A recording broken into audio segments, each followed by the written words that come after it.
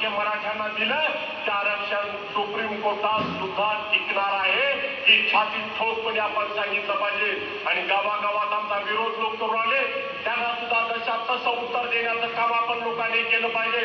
आमच्या सरकारने गेल्या 75 वर्षापासून या महाराष्ट्रावर मराठ्यांचे सगळे मुख्यमंत्री होते। 4 जर मुख्यमंत्री सोडले तर सगळे मराठ्यांचे मुख्यमंत्री होते।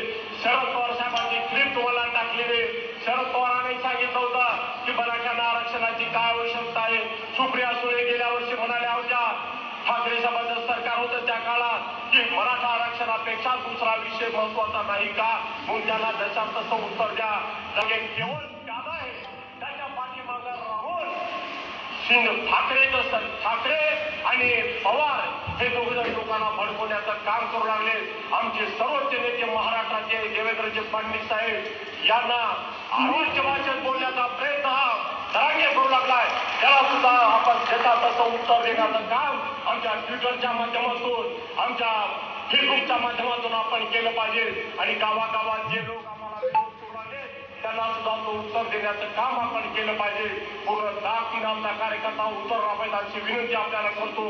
आणि लोकसभा ही आमदार आणि मंत्री त्याच्या बाजूला बोलतायत,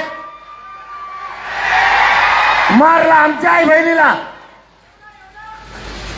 मंत्री आणि आमदार मराठ्यांचे, मार खाल्ला मराठ्यांच्या आईनं। आणि मराठ्यांच्या आईच्या बाजूने बोलण्याऐवजी हे मराठ्यांचे आमदार आणि मंत्री देवेंद्र फडणवीसच्या बाजूने बोलतायत का, तर म्हणे मनोज जरांगे आमच्या नेत्याला बोलला, अरे नेता तुझा एक जात तुझी जातीकडून बोल, तू जातीचा आहे, नेत्याला बाप मानतो का जातीला बाप मानतोस? तुला येऊ दे आमच्या दारात यायचंय।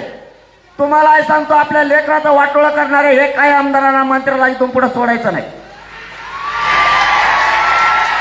आपल्या मतावर मोठे झाले ते, यांचं पुरं आयुष्य उद्ध्वस्त झालं पाहिजे। यांच्या कंपनाला पिढ्यांना पार गुलाल लागू देऊ नका आपल्या लेकराच्या विरोधात बोलणाऱ्याच्या।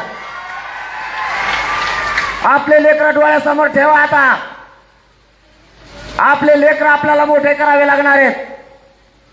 यांच्या लेकरासाठी लढायचं बाद झालं।